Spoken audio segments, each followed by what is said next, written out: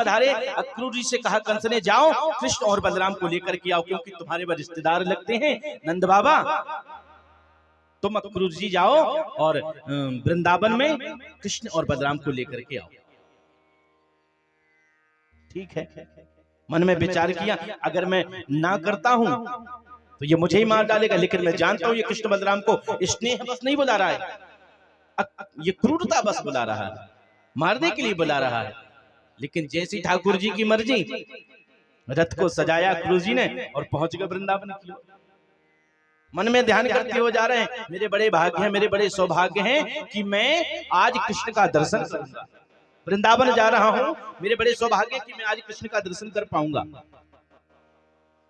दर्शन की लालसा को लेकर के मन में विचार करते हुए जा रहे हैं, जो कि रास्ता था आधे घंटे का, लग गए घंटों, 2 घंटे 3 घंटे लगे। क्यों?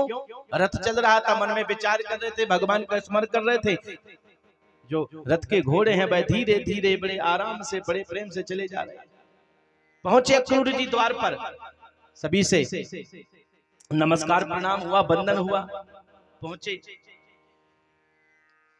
रात्रि हुई, विश्राम किया, भोजन प्रसादी हुए तो बाबा से कह बैठे अक्रूर जी, बोले बाबा हम कृष्ण और बलराम को लेने के लिए आए हैं।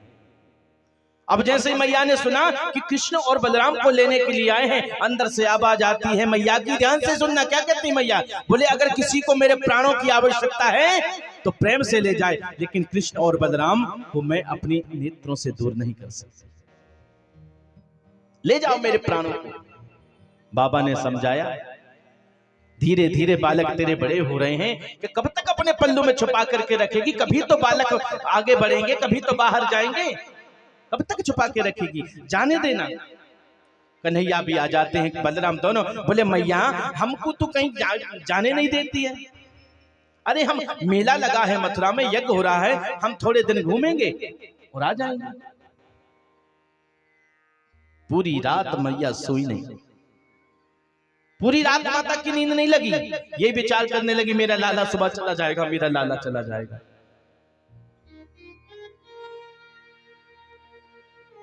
जो अपनी संतान को कलेजे से अपने सीने से लगा करके रखती है, जब वही कहीं जाने को दर्द होता है तो माँ से पूछो वह दर्द क्या होता है, वह तो क्या होता है, वह पीड़ा क्या होती है। वह एक माँ समझ सकती है, उसका वात्सल्य समझ सकता है।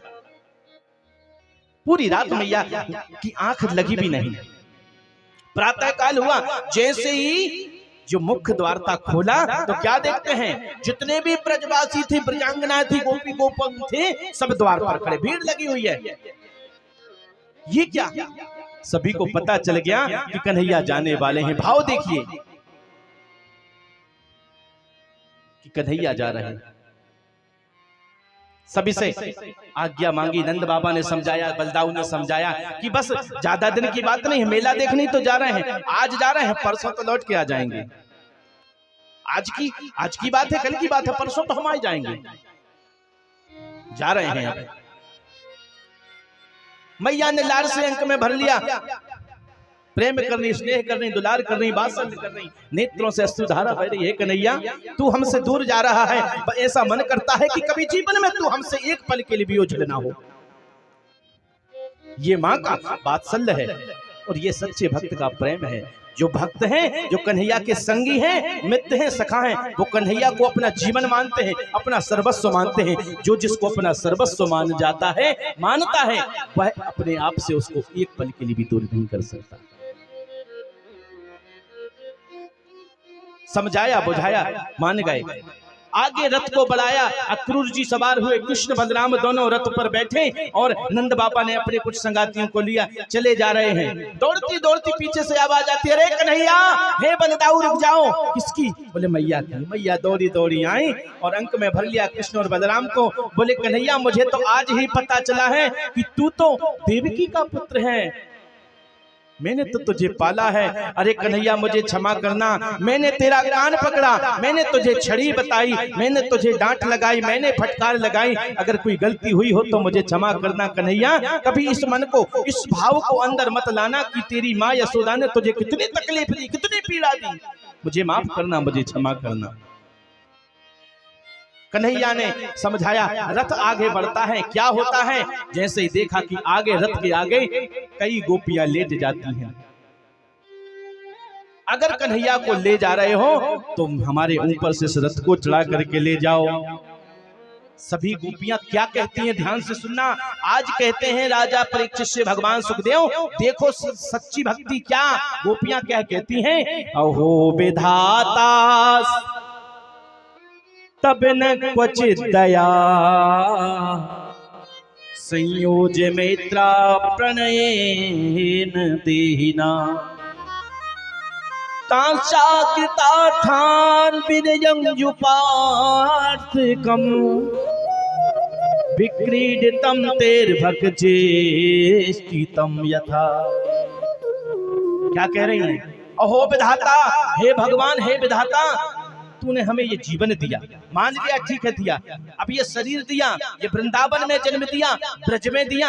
अरे ब्रज में दिया तो ठीक है, परंतु कृष्ण से इतना प्रेम क्यों बना दिया हमारा। जब प्रेम इतना बनाया ही था, अगर हमें ये बिछड़न का, दूर रहने का दुख भोगना था तो हमें ये सुख प्रदान किया ही क्यों। अब ये कन्हैया हमसे दूर जा रहे हैं, हमें भूल जाएंगे, भूल जाएंगे ये कन्हैया हमें।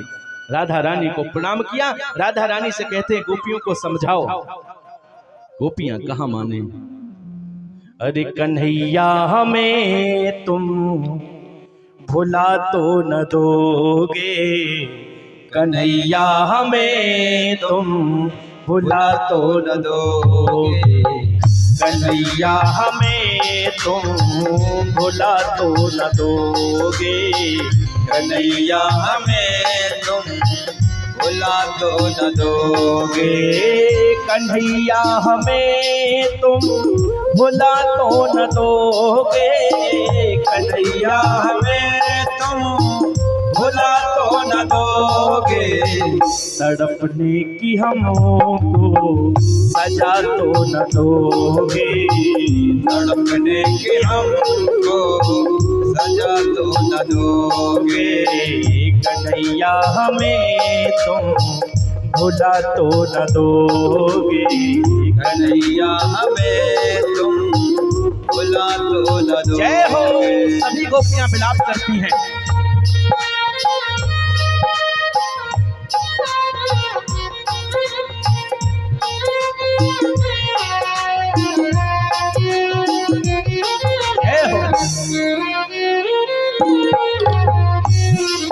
सभी ताली बजा के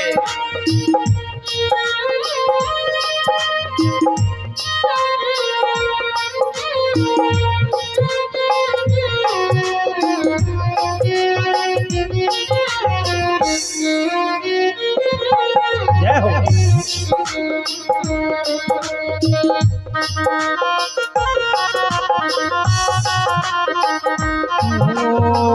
यहाँ नंद रानी वहाँ राजधानी, यहाँ नंद रानी वहाँ राजधानी, यहाँ नंद रानी वहाँ राजधानी, यहाँ नंद रानी वहाँ राजधानी, अलग अपनी दुनिया बसा तो न लोगे, अलग अपनी दुनिया बसा तो न लोगे, कन्हैया हमें तुम भुला तो न दोगे, कन्हैया हमें तुम भुला तो न दोगे, तड़पने की हमको सजा तो न दोगे, तड़पने की हमको सजा तो न दोगे, कन्हैया हमें तुम भुला तो न दोगे, कन्हैया हमें तुम भुला तो न दोगे। बोली भक्तवत्सल भगवान की जय हो। आज भगवान जा रहे होते हैं और सभी गोपांगनाएं भगवान से प्रार्थना करते हैं कि प्रभु आप हमें बस भूल मत जाना, देखते ही देखते कन्हैया और बलराम अक्रूर जी के साथ में निकल जाते हैं और मध्य रास्ते में यमुना में स्नान कर रहे अक्रूर जी को भगवान अपनी वास्तविकता का परिचय देते हुए उनको अपना वास्तविक स्वरूप के दर्शन कराते हैं। अक्रूर जी को विश्वास हो गया कि ये तो परमात्मा है, परब्रह्म है, इनका कंस क्या बिगाड़ सकता है। अक्रूर जी ने मथुरा में कन्हैया को छोड़ा, कृष्ण और बलराम को, और अन्य साथ में उनकी ओर गोप भी थे, सखा थे। अक्रूर जी ने छोड़ दिया और अक्रूर जी ने प्रार्थना की, प्रभु कभी मेरे घर भी आप पधारें। अब भगवान कन्हैया कहते हैं, ये देखो बड़ा ही सुंदर मथुरा नगर है, यहाँ हमारे मामा जी रहते। अब बोले जो सखा होते हैं, सखा क्या कहते हैं? बोले कन्हैया अब ये तो देख राजधानी है, वो वृंदावन तो हमारा गांव है, लेकिन ये तो बहुत बड़ा शहर है। लेकिन तू देख रहा है अब हम ऐसे वस्त्र को पहने हैं कि मानो ऐसे लग रहे हैं जैसे भिखारी से। सखा कहते हैं भिखमंगे से लग रहे हैं हम तो, देख कैसे हमने वस्त्र को पहन रखे। अब यहाँ बड़े बड़े लोग रहते हैं, राजा महाराजा रहते हैं, इनके वस्त्र को देखते। भगवान कहते हैं चिंता मत करो, हम कुछ व्यवस्था करते हैं। बोले धोबी के पास पहुंचे यमुना के किनारे, जाकर के बोला मामा। बोले कौन सा मामा, काय का मामा? अरे बोले महाराज कंस है ना, वो हमारे मामा है, हम वृंदावन से आए कृष्ण और बलराम। धोबी बोला अच्छा। मन में विचार किया मुझे पता है क्यों बुलाया है, राधे राधे। बोले मामा एक काम करो, ये जो वस्त्र है ना ये थोड़े समय के लिए हमें पहनने के लिए दे दो। बोले अरे ग्वारियों गवारों, गांव से आए हो तुम लोग, ये महाराजों के वस्त्र पहनोगे, बड़े बड़े लोगों के। सबको गाली देने लगा। एक ब्रजवासी बोला भैया जी तो हमें गाली दे रहे हो। कन्हैया बोले चिंता मत करो। बहुत ज्यादा क्रोधित हुआ, देखने लगा, गाली गलौज करने लगा। भगवान ने एक धीरे से थप्पड़ लगाया और उसका प्राणांत हो गया। बोले राधे राधे। भगवान ने कहा चिंता मत करो, जाओ जितने भी वस्त्र हैं जिसको जो पहनने वस्त्र पहन लो। सबने अपने अपने नाप के वस्त्र ले लिया। अब नाप के क्या थे, वो तो बड़े बड़े थे, जिसको जो अच्छे लगे उठा लिए। अब नेक नेक से सखा, अब वस्त्र बड़े बड़े शरीर वाले बड़े बड़े राजा महाराजाओं के वस्त्र थे। अब एक ब्रजवासी बोलो भैया कन्हैया तेने वस्त्र तो दिला दिए, वस्त्र पहन भी लिए, लेकिन देख पीछे से झाड़ू लग रहा है, जितनी भी धूलन वस्त्र में लगती जा रही है, अब क्या करें?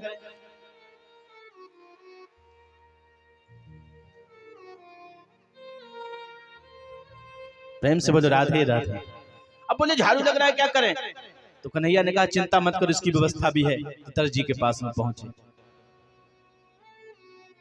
दर्जी के पास में पहुंचे, जो वस्त्र थे ना राजा महाराजाओं के, उनके अपने फिटिंग के नाप के करवा लिए और पहन लिए। चले जा रहे हैं सभी ब्रजवासी। बोले कन्हैया अब एक बात बता, तुझे तो पता है कि हम ब्रजवासी हैं, ब्रजवासी जब तक माला ना पहने। तो बोले सुदामा माली के पास में पहुंचे, बढ़िया सुंदर प्रार्थना की और उसने स्वागत किया, क्योंकि वो जानता था कन्हैया को और बड़ा भक्त था कन्हैया का। बढ़िया सुंदर माला पहनाई। तो अब एक ब्रजवासी बोला कन्हैया सब व्यवस्था होगी, बस एक कमी है। बोले काहे की? बोले चंदन की। अब बढ़िया सुंदर चंदन की व्यवस्था कौन करे? बोले रास्ते में जा रही थी एक उबड़ा स्त्री, 3 जगह से टेढ़ी थी, नाम था सैरेंद्री। महाराज कंस को उसका घिसा हुआ चंदन बड़ा प्रिय था। अब जैसे ही भगवान ने देखा, अब उसको सुंदरी नहीं कहता था क्योंकि 3 जगह से टेढ़ी है। अब कन्हैया ने देखा और पीछे से आवाज दी, अरे सुंदरी सुनती हो? अब जैसे ही सुंदरी बोल दिया, हाँ मन में लड्डू फूटा। अरे मुझे किसी ने सुंदरी बोला? पीछे लौट करके देखा, अरे बोले देवी आपसे ही कह रहे हैं। बोले अच्छा हमसे कह रहे हो? बोले क्या आप ये जो आपके पास में चंदन है ये हमें लगा दोगी? बोले क्यों नहीं, जरूर लगाएंगे। बोले हम पर और हमारे सभी ब्रजवासियों को चंदन लगा दो। बड़े प्रेम स्नेह से उसने चंदन लगाया। बताया कि ये जो चंदन है ये महाराज के लिए था, लेकिन आप बड़े सुंदर हो, बड़े प्यारे हो, इसलिए चंदन आपको लगाते हैं। दास्वास्म्य हम सुंदर कंस सम्मता, कंस की दासी थी। त्रिवक्र नामाहन लेप कर्मणि, नाम क्या था? बोले त्रिवक्रा बोलते थे, 3 जगह से टेढ़ी थी। कर्म वनि लेप कर्मणि, चंदन का लेप करती थी। मद भावितम भोजपतेरति प्रियम बिना युवाम कोन्यतमस्तदर्हति। भोजपति कंस महाराज को प्रिय था, आज भगवान को चंदन अर्पण कर दिया और चंदन लगाकर भगवान ने उस पर कृपा की, पैर पर पैर रखा और उसके सिर पर हाथ रख करके एक थोड़ी मारी, बस सीधी हो गई। भगवान ने उस कुब्जा पर कृपा किया, बड़ी पुण्य सुंदर बन गई भाई। कुब्जा पर कृपा की, कुब्जा ने प्रणाम किया और कहा हमारे घर जरूर जरूर पधारना। भगवान ने कहा हम आएंगे। भगवान आगे बढ़े, जितने भी मथुरा में भगवान से प्रेम करते थे सभी अपनी अपनी अट्टारियों से भगवान पर पुष्प की वृष्टि कर रहे थे। धीरे धीरे भगवान पहुंचे, एक हाथी को मदिरा पिला करके रास्ते में खड़ा कर दिया, सूचना फैला दी, धोबी का वध कर दिया, दर्जी को भी, दर्जी पर कृपा कर दी, माली से माला पहन लिया, आपकी कुब्जा से चंदन लगा दिया और जो हाथी था जिसका नाम था कुबलिया पीड़ हाथी, उसको मदिरा पिला करके रख दिया और भगवान ने देखते ही देखते उसको कुबलिया पीड़ हाथी का भी प्राणांत कर दिया। भगवान शिव का दिया हुआ धनुष था, भगवान ने उस धनुष को भी भंग कर दिया। अब कहां पहुंचे भगवान? बोले रंगमंच पर मल्लानाम असनिर्नाम नरवरः स्त्रीणाम स्मरो मूर्तिमान गोपानाम स्वजनो सताम क्षितिभुजाम शास्ता सुपित्रो शिशु। अब जैसे भगवान रंगभूमि में पहुंचे, ध्यान से सुनना, भगवान कैसे दिख रहे हैं? जो बड़े बड़े महाबली महापुरुष थे ना, बलशाली, उनको भगवान कैसे दिख रहे हैं? बोले पहलवान के रूप में, घबरा रहे देख करके उनको। जो सुंदर थे उनको भगवान सुंदर दिखाई दे रहे थे, जो नन्हे नन्हे बाल बच्चे थे ना उनको भगवान बालक रूप में दिख रहे थे, जो बड़े बड़े थे ना उनको भगवान बड़े रूप में दिख रहे थे। जागी रही भावना जैसी और प्रभु मूरत देखी, जिसकी जो भावना थी उसी भावना में भगवान नजर आ रहे सबको। देखते ही देखते एक चाणूर मुष्टिक पहुंचे वहां पर, भगवान ने कहा हमसे युद्ध करो। भगवान ने कहा हम तो नन्हे नन्हे बालक, हम क्या करेंगे? लेकिन कहते हैं न बालो न किशोरस्तम बलिश्चो बलिनाम्बरः लीलये मोहतो ये नो सहस्तत्वीपत सत्यभृतो। युद्ध हुआ दोनों का, एक ने कृष्ण से किया, एक ने बलराम से, दोनों का उद्धार कर दिया। और देखते ही देखते कहा ऊंची चोटी पर सिंहासन पर विराजमान भोजपति श्री कंस विराजमान था। देखते ही देखते भगवान पहुंचे और जैसे ही सिंहासन पर पहुंचे तो कंस भागने लगा। जब भागने लगा तो दौड़ते दौड़ते कन्हैया ने उसके केसों को पकड़ लिया और केसों को पकड़ करके पूरे महल में दौड़ा दौड़ा कर खींच खींच कर केसों को पकड़कर सीधे कहा रंगमंच में नीचे उतार दिया और भगवान उसकी छाती पर बैठ गए और क्या बोलते हैं, कंस मामा दर्शन कर लो हमारे। कंस कहता है छोड़ो छोड़ो हे कृष्ण, छोड़ो मेरे केसों को छोड़ो, मुझे तकलीफ होती है। तो कन्हैया कहते हैं जो तकलीफ आज तुझे हो रही है, पहले जब तूने मेरी माँ देवकी के केस पकड़े थे क्या उनको तकलीफ नहीं हुई होगी? जाके पग नहीं फिटी विवाही सोका जाने पीर पर आई। आज तुझे याद आ रहा है कि केसों में तकलीफ हो रही है? तूने मेरी माँ के केस पकड़े थे। अपने पापा को याद कर कहते हुए भगवान ने देखते ही देखते एक जोर से मुष्टिक प्रहार किया और कंस का वध हो गया। बोलिए कंस मर्दन भगवान की जय हो। ज्यादा समय नहीं लगाया भगवान ने कृष्ण अवतार में किसी को मारने में, फटाफट महाराज उग्रसेन का राज्याभिषेक किया और जाकर के अपने माता पिता वसुदेव और देवकी से मिले और समस्त जो भी गोपबाल साथ में नंद बाबा के साथ आए थे सबको वापस कर दिया। सबने पूछा कन्हैया आप नहीं चलोगे क्या? बोले मुझे कुछ काम है, अब तुम चले जाओ, हम बाद में आएंगे। सभी